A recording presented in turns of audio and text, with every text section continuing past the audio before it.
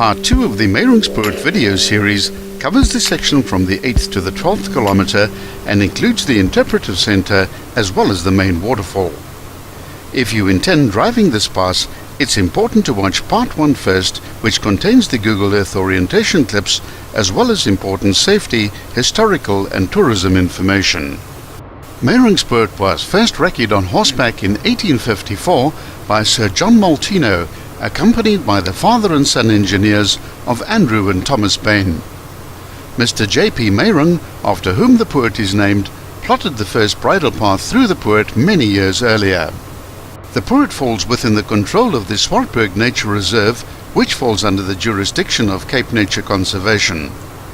The first wild geranium in the world was discovered here in 1689 by Hendrik Oldenland.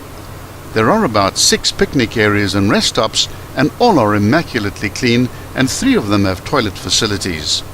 The speed limit is 70 kilometers per hour. If you only have time to make one stop on your trip through Meiringspoort, then make sure it's at the interpretive center and the main waterfall. If you're lucky to be there after good rains, you'll be in for a real treat. The main rest area also plays host to a small thatched building aptly named the Interpretive Center.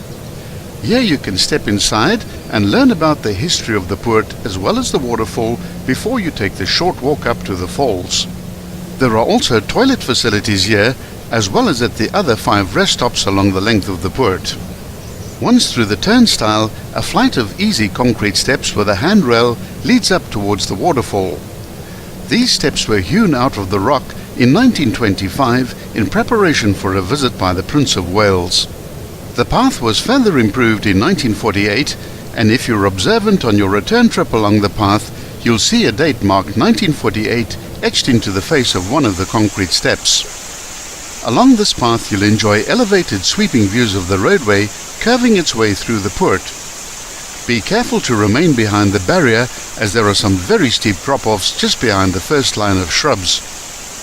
The path curves to the left up the kloof and ends at a series of gently tumbling, crystal-clear pools leading to the main waterfall. The walk will only take about 5 minutes each way.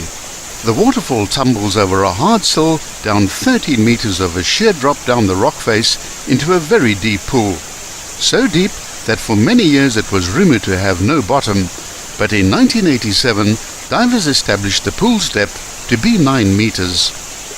The falls have claimed a few lives from thrill seekers over the years who've underestimated the power of nature.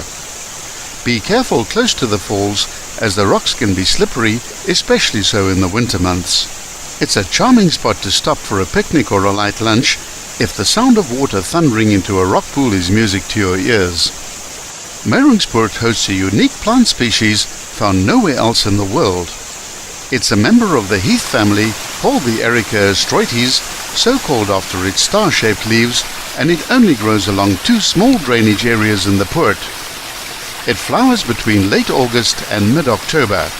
The poort has been flooded many times in its 140-year history, and the floods of 1885, 1968 and 1996 were devastating, and so the idea of building an all-weather road high over the mountains was born, and thus the Swartberg Pass was opened in 1888. The whole of Meiringspoort has been declared a World Heritage Site. Thomas Bain did not build the original road, but his expertise was utilized after the first big flood destroyed the road. Bain realigned the road at a higher contour level using his famous drywalling method. Coming up is the famous Herriese Klip, which was declared a national monument on August 3, 1971. This famous spot, where the Herrie Stone can be seen, was C.J. Langenhoven's favorite place to relax and write his ever-popular books. The name Herrie was chiseled by him as a monument to the imaginary elephant from his story, Herrie op die Tramspoor. Langenhoven wrote South Africa's first national anthem, and his famous comment about Meiringspoort is, "In each bend you'll find a drift, and in each drift you'll find a bend." Be sure to watch Part 3 and the final video in this series on Meiringspoort, which covers the final 8 kilometers.